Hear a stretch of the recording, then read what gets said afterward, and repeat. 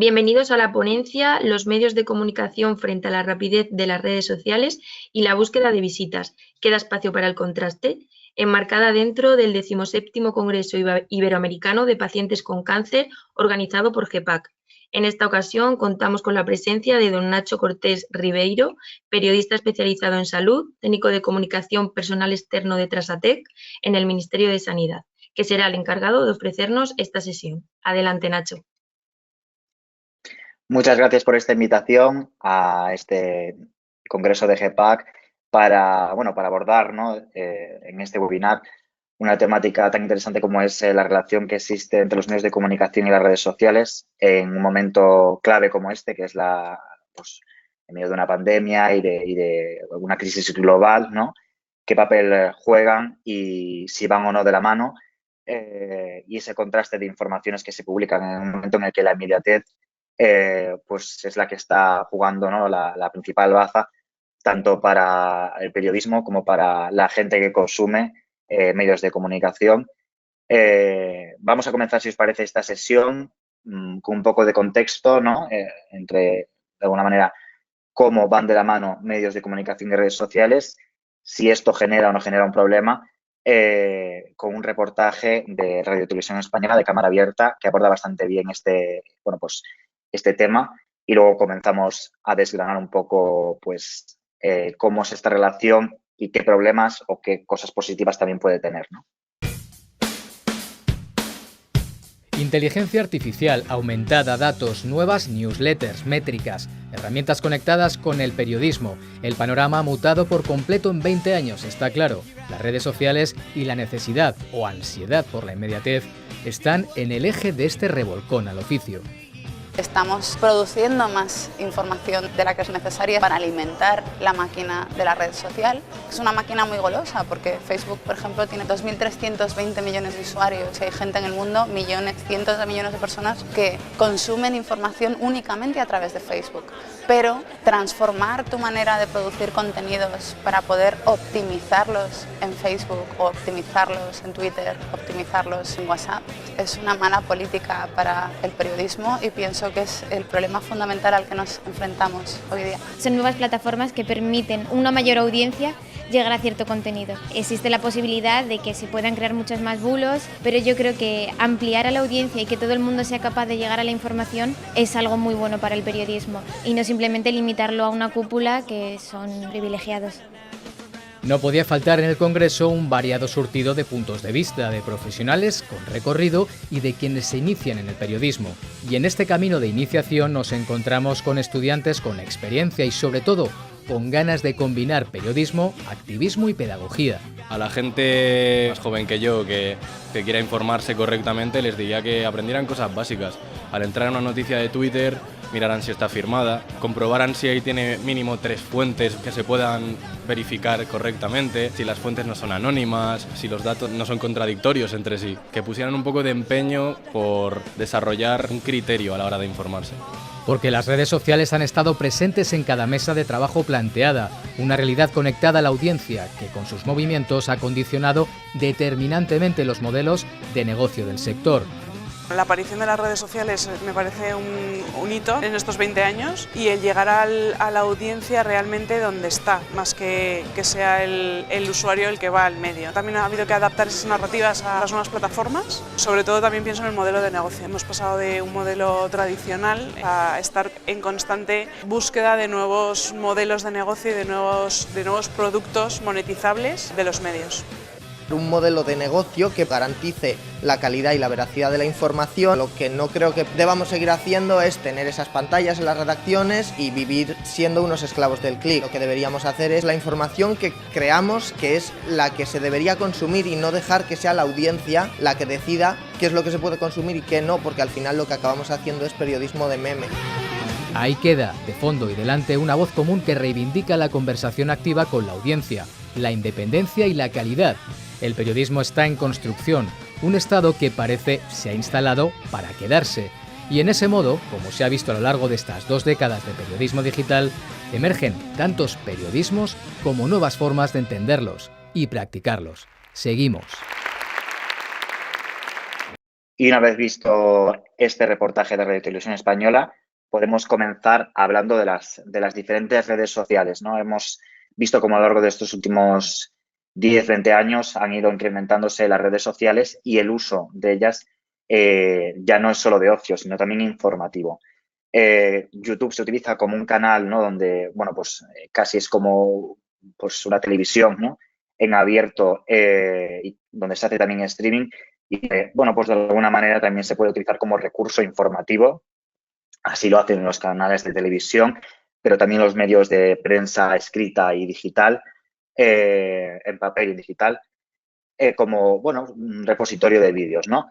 Principalmente el uso, pues, suele seguir siendo de ocio, pero hay ese recurso y junto con Twitch y esta nueva era de los streaming está dando mucho juego y mucho que hablar, aunque en el plano informativo quizás las redes sociales que más se utilizan son Twitter, Instagram y a veces también, bueno, pues TikTok o, por ejemplo, Facebook, de alguna manera, pues para captar esas reacciones o esos primeros contenidos que se publican con inmediatez, ¿no? También incluyo WhatsApp como red social porque de alguna manera sirve como un chat para interactuar, pero también para informar, porque ahora mismo también los periódicos tienen, bueno, pues canales abiertos a través de WhatsApp o de Telegram para informar a las audiencias. Y también es una manera de hacer llegar noticias a esos medios de comunicación, ya digo, tanto sea prensa como sean canales de televisión o radio. Y LinkedIn es una red importante también porque es una red muy enfocada a lo profesional, pero donde se hace también, de alguna manera, pues publicación constante de noticias y donde también el uso de LinkedIn por parte de ciertos profesionales puede llegar a ser noticia, ¿no? Esto es un poco, bueno, pues la esfera que hay de redes sociales y lo importante es qué vínculo tienen con los medios de comunicación. De alguna manera vivimos en una sociedad ahora mismo y se hace una comunicación en la que los medios dependen de las redes sociales pues para informar, ¿no? Ahora mismo no solo llega con tener una página web o con publicar en papel o emitir, bien sea a través de las ondas en televisión o radio, sino que además hay que estar presentes en redes sociales. De alguna manera permiten pues que el público tenga una relación mucho más directa y pueda consultar entrando en esas redes sociales estos canales, pero también permite a los medios de comunicación obtener en tiempo real informaciones e imágenes sobre los sucesos. Aquí hay un papel, ¿no?, que es bidireccional. De alguna manera, pues por un lado, estos usuarios recurren a las redes para informarse, pero también tienen un rol activo colgando información y se convierten en informadores.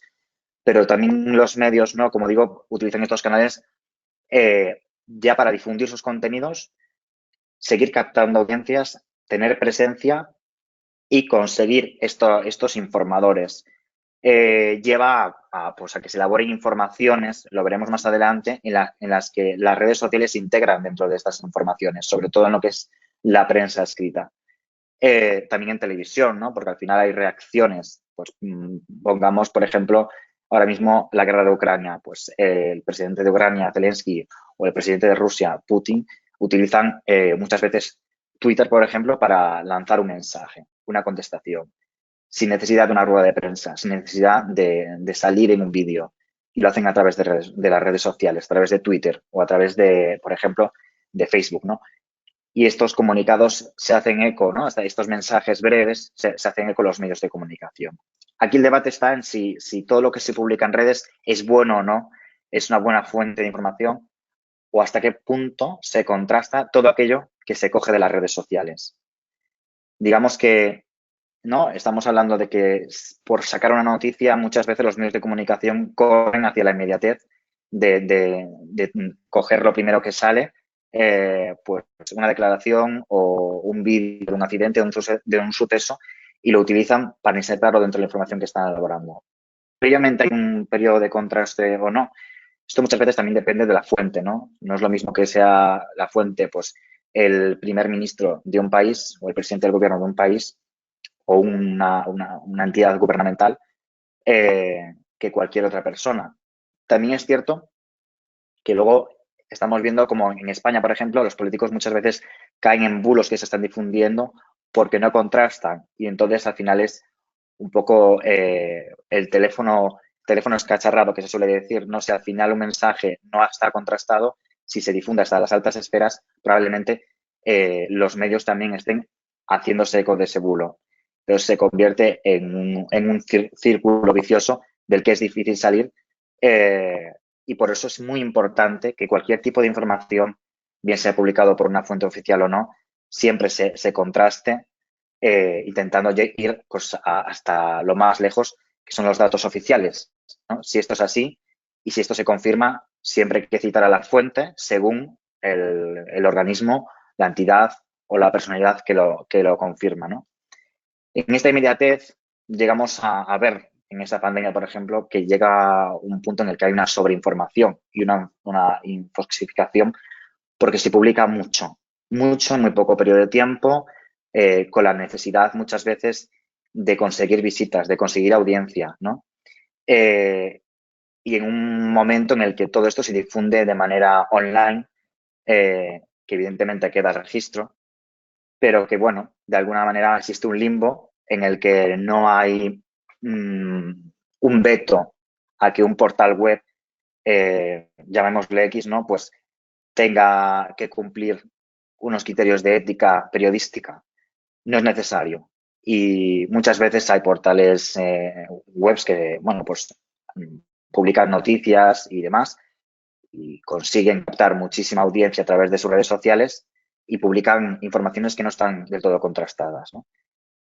Bulos, fake news o informaciones que simplemente pues ya no solo es que sean falsas o mentiras, sino que no tienen ningún tipo de sentido. Entonces, es verdad que a través de las redes sociales, una persona que está en casa y abre Facebook y ve estas noticias, de primeras no tiene por qué creer que esto es falso, ¿no? Entonces, esto lleva a que a través del clickbait y titulares muy llamativos, este tipo de páginas web o de medios, si se le puede llamar de esta manera, consigan captar mucha audiencia intentando enganchar a los usuarios. Hay una falsificación, sobre todo en pandemia, y hago mucho hincapié en la pandemia porque es un momento de mucha vulnerabilidad social, ¿no? Que estamos pues viviendo una situación excepcional.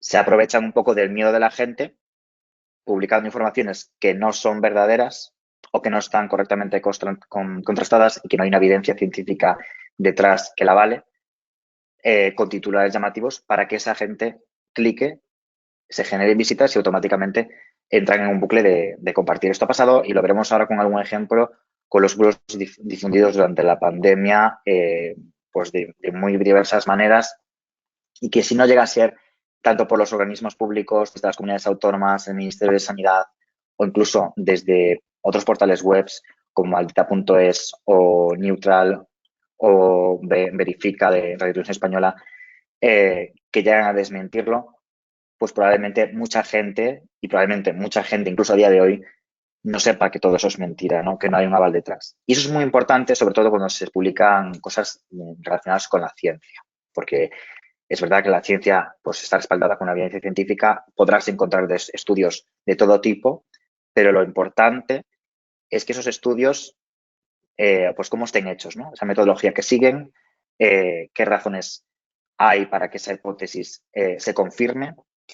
Y muchas veces, pues claro, estudios hay de todo tipo que siguen pues, queriendo demostrar a lo mejor una hipótesis, pero no demuestran la contraria, si se da o no se da, y cogiendo a lo mejor pues una bibliografía demasiado subjetiva que encamina todo a eso. Por eso es muy importante también tener cierta lectura crítica. Un usuario pues, no tendrá por qué ir al estudio científico que dice eso, pero sí es cierto que hay que leer o visualizar muchos medios de comunicación diferentes y no quedarse con lo primero que uno lee. Y esto es difícil, insisto, porque al final el público lo que está utilizando es las redes sociales como entretenimiento, como ocio, a veces para consultar información, pero no tiene por qué ser el objetivo principal. Son las redes sociales un canal que nos permiten acceder a todos los acontecimientos en directo, ¿no? Y si pasa cualquier tipo de accidente, de suceso, un atentado terrorista, un incendio o pues un fallecimiento, ¿no? Pues como ha sido el de la reina Isabel II, nos lleva a una retransmisión en directo de todo tipo de eventos y permite que se cuenten historias en tiempo real, permiten que los usuarios tengan ese rol de informadores que hablábamos, un rol activo. Pero claro, todo esto de la inmediatez es muy positivo siempre y cuando se haga un buen uso, ¿no? Creo que de alguna manera es importante pues, tener en cuenta que no todo lo que se publica en redes sociales es válido, pero sí hay que reconocer que las redes sociales y esa inmediatez están haciendo que el periodismo viva una edad de oro ahora mismo y que casi, por así decirlo, cualquier persona pueda ser periodista o informador, siempre y cuando, bueno, pues contraste esa información, ¿no? Pero pueda aportar a los medios de comunicación. Y eso es maravilloso también, porque ahora hay más información que nunca. Lo hemos visto, por ejemplo, con el volcán de La Palma, ¿no? Se ha podido retransmitir la erupción de un volcán, se ha conseguido muchísima más información con muchos medios tecnológicos que en otro momento no hubiese sido posible. Y eso para la historia es positivo. De alguna manera, lo hablaba, ¿no? La inmediatez lleva una carrera constante en la que los medios quieren ser los primeros en publicar. Y cuando se publica algo en Twitter, Facebook o en el resto de redes sociales, incluso una reacción pues, de un futbolista cabreado o de un político haciendo una queja, pues de alguna manera esto permite que este contenido se inserte en las noticias. Esto llegó más o menos, por ejemplo, Twitter más o menos en 2013, ¿no? Cuando se empezaron a insertar los tweets, se podían compartir e insertar en noticias. Es importante porque de alguna manera se convierte en fuente y se apoya las informaciones en ello. Veremos luego algún ejemplo de alguna noticia en la que se insertan estos tweets de manera directa o indirecta. Pero por otra parte, como digo, esta inmediatez tiene aspectos negativos a la hora de que muchas veces se hacen noticias para clickbait y noticias basadas incluso en hilos de Twitter o en pues, tweets famosos que realmente no tienen calidad informativa, sino que meramente es para captar visitas. Hay que tener mucho cuidado, sobre todo porque al final, por ejemplo, temas de salud son temas delicados. O sea, hablar de la pandemia, pero hablar también de la información sobre cáncer o sobre procesos oncológicos. Al final se está jugando pues, a difundir información que puede ser falsa sin que aquí nadie pueda hacer nada. Y es muy complicado que nosotros, los periodistas, muchas veces pongamos veto, porque incluso dentro de la propia profesión hay gente que se dedica a lucrarse de ello. Por eso el contraste es importante. Los tipos de fuentes son muy variadas. Las fuentes tradicionales van desde las instituciones y los diferentes organismos a los propios protagonistas de la noticia, ya sean víctimas, autores, familiares, pero también a confidentes, ¿no? Que pues quieren de alguna manera informar sobre algo y lo hacen a lo mejor de manera anónima. Como vengo diciendo, ¿no? En esta ponencia, las redes sociales nos ofrecen mucha información que puede ser relevante y puede ser utilizada. ¿Hay que utilizar las redes sociales? Probablemente sí, porque nos dan una fuente de información periodística muy importante y que incluso a veces nos dan pues un hilo del que tirar para conseguir elaborar una información mucho mayor. Pero hay que tener mucho cuidado y evidentemente el contraste es necesario. Si queda o no tiempo para el contraste, es una pregunta interesante porque aquí también depende un poco de los intereses económicos de los medios de comunicación, ¿no? A veces las redacciones, por ejemplo, de periódicos cuentan con muy poco personal y es muy complicado que ante querer sacar una noticia de manera inmediata se contraste. Es verdad que se procura contrastar con las fuentes oficiales o se procura tener alguna fuente que avale esta información, porque si no, al final estamos cometiendo un delito si acusamos a alguien de asesino, de corrupto, si no hay indicios detrás que sustenten esto y no hay unas fuentes suficientemente fidedignas que puedan avalar esta información. Lo que hablábamos antes, ¿no? De que en las redes sociales aparece esa posibilidad de insertar las noticias, insertar las noticias, bueno, pues reacciones. Por ejemplo, lo hemos visto recientemente con los fondos europeos. Se estaba difundiendo una noticia de que supuestamente Bruselas había congelado esos fondos de recuperación a España y finalmente desde la Comisión Europea se ha desmentido eso que se estaba diciendo y que llegó a decirse incluso por parte de la presidenta de la Comunidad de Madrid. Por eso es muy importante que a veces se tenga en cuenta que hasta los propios representantes públicos no llegan a contrastar aquello que dicen. Y es, la verdad, bastante lamentable que vivamos en una sociedad en la que es tan fácil contagiarse y estar infosificado, sobre todo cuando son fuentes oficiales las que están hablando de estos temas, ¿no? Por ejemplo, esta noticia de Público que veis en pantalla recoge insertado el tweet, pero también hay otras maneras de hacerlo, de manera indirecta, ¿no? En un mensaje de Twitter, pues la jefa de Ejecutivo, y aquí, que es una noticia sobre la guerra de Ucrania, se hace alusión de manera indirecta, ¿no? Es una posibilidad y al final es que en las propias redes sociales los representantes públicos, políticos, las utilizan pues a veces para desmentir o para informar, sin necesidad, como comentaba antes, de hacer un vídeo, una rueda de prensa, y nos dan juego informativo. Muchas veces se dice, nos hacen noticias a partir de tweets, evidentemente, porque a veces cualquier tipo de declaración de tweet que se publique o de post en TikTok o en Facebook o en YouTube permite que de ahí salga noticia, ¿no? Salga algo noticioso. Si hablamos de bulos y de fake news, es importante tener el ejemplo de la pandemia, y lo comento sobre todo en concreto porque está muy reciente y es muy palpable, muy visible, porque al final creo que en la pandemia hemos visto cómo realmente había noticias que se desmentían por sí solas.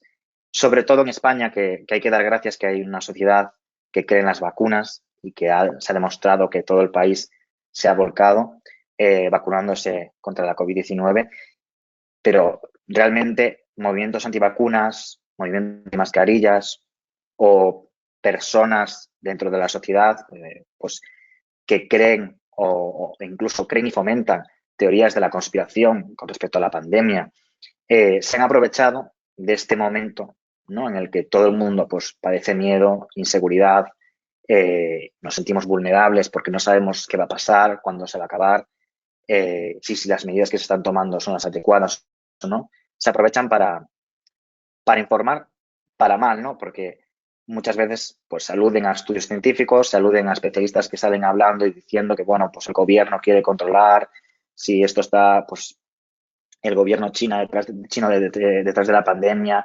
si las vacunas nos quieren controlar, se aprovechan a través de eso, de la libertad que ofrece Internet para difundir falsas noticias, bulos e intentar captar a gente y generar audiencias también, ¿no? Y es conseguir seguidores. Hemos visto que afortunadamente en este país esto es algo residual, a lo que hay que tener en cuenta, pero a lo que no hay que dar demasiada importancia. Pero es importante tener este ejemplo de la pandemia para estar con un ojo crítico a la hora de ver qué nos están contando, ¿no? Pues maldita.es, dentro de lo que es la página web, han hecho un estudio de lo que son los bulos en la pandemia y bueno, estos son informaciones pues actualizadas de este año 2022, en agosto. Más o menos ellos mismos han conseguido captar 1.299 mentiras, alertas falsas y desinformaciones sobre el coronavirus. Hay que tener en cuenta que pues esto es un estudio que han hecho ellos aquí en España, pero imagínense de alguna manera que se ha hablado en el resto del mundo, ¿no? Tipos de mentiras muy diversas. Me quiero centrar en una que han sido los datos de mortalidad del INE en 2020. Una noticia que ha tenido mucha relevancia porque hasta el debate político ha llegado y ha sido pues utilizado de manera pues política, por así decirlo, para entre pues, el gobierno y la oposición a los distintos niveles, incluso en las comunidades autónomas, para azufarse políticamente. Y en los medios de comunicación, con distintas líneas editoriales, se ha podido ver, por así decirlo, este tratamiento informativo de una manera u otra.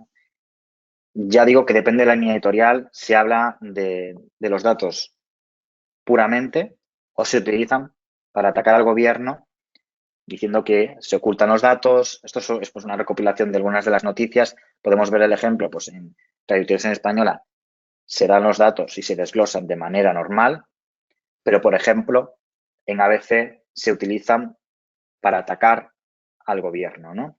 Y el gobierno ocultó más de un tercio de las víctimas de COVID en la primera ola. Estos datos se han ido publicando a lo largo de ese año, pero es importante ver que muchas veces incluso desde los medios de comunicación, como empresas, tienen un interés, aparte de informar, que es un interés económico, y muchas veces también un interés político por la publicidad institucional que reciban, o bien pues por los diferentes acuerdos que puedan tener en las diferentes comunidades autónomas, ya no solo de publicidad institucional, sino pues de la realización de eventos, colaboración, etcétera. Lleva a que muchas veces la propia información objetiva sea tratada de la manera que interese. Y esto también no es que sea un bulo o una fake news, pero lo que quiero hacer énfasis en ello es que hay que tener mucha lectura crítica y ver que no todos los medios lo cuentan de la misma manera, con lo cual hay algo que está fallando. Evidentemente, cada uno es libre de leer o de consumir el periodismo que quiera, pero es cierto que el periodismo es libre cuando los datos que se publican son objetivos y hay una realidad detrás. ¿Realmente quiso ocultar el gobierno los datos de COVID y el INE daba otros datos? Realmente esto no es así. Los datos son los que son y no hay ningún tipo de interés en ocultar este tipo de información. Se hace un registro de estos datos y lo que se lleva a cabo, evidentemente, es un desglose diferente, probablemente al desglose oficial, porque no es lo mismo fallecer con COVID-19 que por COVID-19. Evidentemente, además, en un año en el que la pandemia pues, de alguna manera causó un incremento de fallecimientos, pues está claro que ha habido ese desfase comparado con otros años. No hay que ser muy avispado para darse cuenta de que la pandemia causa un mayor número de víctimas. Tampoco creo que desde las instituciones públicas haya un especial interés en hacer énfasis en este tipo de datos ni en ocultarlos. Entonces, ¿queda espacio o no para el contraste de informaciones? Evidentemente, es la obligación de cualquier periodista o cualquier informador recurrir a los datos, recurrir a la fuente oficial, interpretarlos y ver que son reales, que lo que se va a contar es verdad. Y lo que se vaya a contar, evidentemente, se podrá contar de una o de otra manera. Pero no se pueden contar mentiras, porque entonces lo que se está haciendo no es periodismo y es otro tipo de cosas. Es una relación estricta con intereses o con poderes, pero no es periodismo. Y por eso yo creo que es importante tener aliados. Lo mencionaba antes, Maldita.es, Verifica, Neutral, Verifica de Radio Televisión Española. ¿Por qué son aliados? Son importantes porque nos permiten ver que muchos bulos que se publican o muchas noticias son falsas. Muchas veces se trae a colación cosas del pasado que realmente son mentira, con el fin de confundir o de hacer daño, bien sea en política o bien sea en cuestiones como la salud. Había muchos bulos durante la pandemia. Uno de ellos era sobre si el ibuprofeno era malo o no para el tratamiento de la COVID-19, intentando de alguna manera que la gente en su casa pues estuviese confusa. Al final, cuando pasa algo así, ¿qué hay que hacer? Pues hay que acudir a la fuente oficial de información. Si yo tengo COVID, en este caso, y no sé si tomar ibuprofeno o no, lo primero que hay que pensar es, no me voy a automedicar. Lo primero que voy a hacer es acudir a la consulta del médico o al farmacéutico en su defecto y preguntarle, porque son quienes nos pueden informar. Pues lo mismo hay que hacer en el periodismo. No trabajar por libre, porque al final igual lo que se está haciendo no es, como decía, periodismo. A lo mejor estamos publicando un blog de noticias falsas, ¿no? A mí lo que me preocupa sobre todo es hacia dónde nos lleva. Al final uno enciende la televisión o consulta las redes sociales para informarse y se encuentra con que sale todo lo contrario, sale confundido, sale, pues lo que decía, infosificado, o sea, de manera tan tóxica que lo que hace es preferir pasar de ver más información. Y es preocupante que aunque sea en el momento en el que más se informa, sea en el momento en el que muchas veces la gente prefiera desconectar de lo que se le está contando, porque además hay una cosa que es verdad, y que esto cualquier periódico de manera pública no lo va a decir, pero es así. Cualquier medio de comunicación lo sabe, incluso las propias televisiones. Aquí lo que vende no es contar historias bonitas, sino es contar tragedias y contar pues los sucesos y las cosas malas que están pasando, que parece ser que es lo más noticioso. Ojalá se hiciese un periodismo de mayor calidad y más centrado en contar historias independientemente de si son más positivas o más negativas, de si son sucesos más trágicos o menos trágicos. Lo que pasa que al final nunca hay que olvidarse de que detrás de los medios de comunicación hay empresas y que las redes sociales también son empresas. Y entonces al final, insisto, que la mirada crítica es muy importante. Si queda o no queda espacio para el contraste, evidentemente hay muchos factores que influyen en el sí o no. Ojo crítico, consultar muchos medios de comunicación a la hora de ver una noticia, no fiarse de todo lo que sale en redes sociales, sea o no verdad, a poder ser, sobre todo en cuestiones como son de salud, acudir a fuentes oficiales y sobre todo disfrutar de las redes sociales como algo ocioso, pero no creer que todo lo que se publique sea verdad. Y con esto cierro este webinar deseando que de alguna manera hayáis podido reflexionar, como yo lo he hecho a la hora de elaborar esta presentación, sobre qué está ocurriendo, qué nos queda, hacia dónde vamos. Desde luego que en una sociedad como la de la información en la que estamos viviendo, todo muy inmediato y de manera digital, aquí los que tenemos el poder de decidir qué queremos ver y qué no queremos ver, qué queremos consumir y qué no queremos consumir, somos nosotros. No nos olvidemos. Muchas gracias. Muchísimas gracias, Nacho, por tus palabras. Una última reflexión muy importante. Así que, una vez más, gracias. Con esto concluye la ponencia Los medios de comunicación frente a la rapidez de las redes sociales y la búsqueda de visitas. Queda espacio para el contraste. Creo que la respuesta nos la has dado muy, muy clara. Así que, una vez más, gracias y espero volver a verte pronto.